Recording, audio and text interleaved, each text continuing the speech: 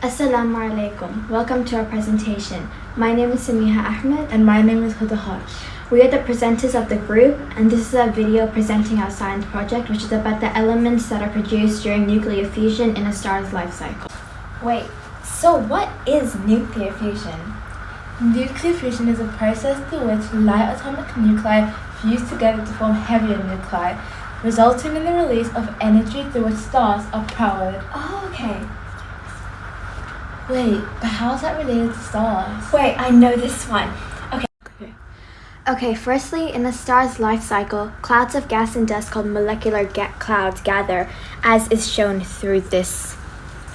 After they gather and become greater in mass, they collapse, which leads to a protostar.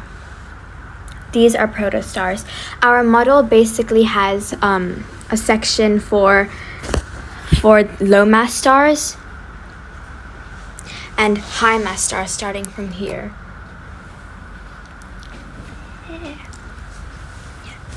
And then After millions of years, the protostar goes into the main sequence stage, where immense pressure and heat inside the sun's core fuses hydrogen atoms into helium atoms. this is a detailed explanation of the nuclear fusion process. Inside the star's core are a pool of electrons and protons. The protons have a positive charge, therefore they always repel each other whenever they're moving around. However, when two protons get too close together, a force called the strong nuclear force pulls them together, like this. Here we're using magnets to show the fusion.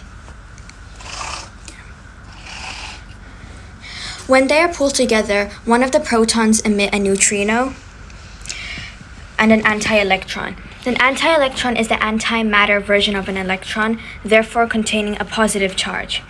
Now that the proton has lost its positive charge after losing the anti-electron, it becomes a neutron, like this. This blue color is used to represent the neutron.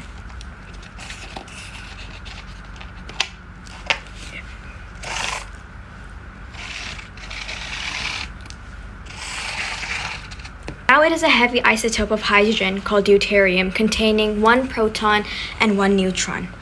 When this is fused, a powerful ray of gamma is emitted as shown here. Okay, very soon the deuterium will meet with another proton, creating a helium-3 nucleus with two protons and one neutron.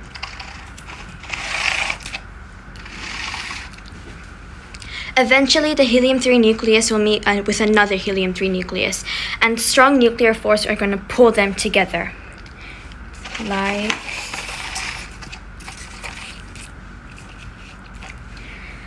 this fusion causes two protons to get ejected. Remember the two protons that got inserted earlier? Yeah, after this fusion, those two are going to get ejected. This results in the new helium-4 nucleus, which is lighter than the original hydrogen nuclei. The missing mass is converted into energy. The energy is outward energy, which prevents the star from sinking down by balancing the inward force of gravity.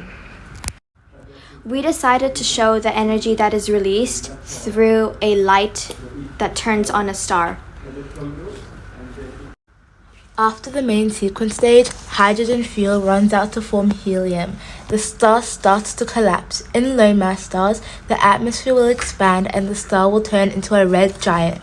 Helium-4 atoms will fuse into carbon-12 nuclei in a process called triple alpha process. This is our model of the triple alpha process. Here we find two helium-4 nuclei forming to form a beryllium-8 atom, which contains 4 protons, 4 neutrons. The beryllium-8 nuclei is going to fuse with another helium-4 nuclei, which is going to create carbon-12 containing 6 protons, 6 neutrons. Planetary nebula. Eventually, all outer layers will blow away, leaving what was once a star, a cloud of dust and gas called a planetary nebula. White dwarf. It will then turn into a white dwarf from a planetary nebula, which is the hot, dead core of a star. After this comes the black dwarf. Many years later, the white dwarf will cool down, turning this into a black dwarf. Now that we've explained the life cycle of low mass stars after the main sequence stage, it's time to explain high mass stars. So high mass stars, after they run out of hydrogen nuclei to convert to helium nuclei, they fuse more elements up the periodic table until iron. This is in the red supergiant phase. Okay, this is a model of the elements fusing up till iron, ash, inside stars. And this is the key. So non-burning hydrogen and then hydrogen fusion occurs. Helium, carbon, oxygen, neon, magnesium, silicon fusion until iron ash in the very center of the star. Since after this point, no fusion is able to occur, there's no outward force to balance the inward force of gravity. Therefore, it will turn into a supernova where the outer layers will collapse and rebound, causing a big explosion.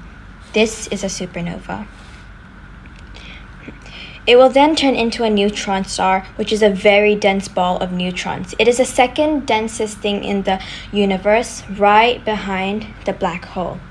After the neutron star stage, it will turn into a black hole, which is the densest thing in the entire universe. Not even light is able to escape.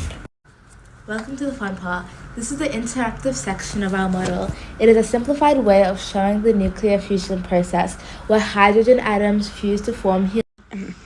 When I stick these two hydrogen nuclei together and I pull the box open, a helium nuclei pops out of the spring.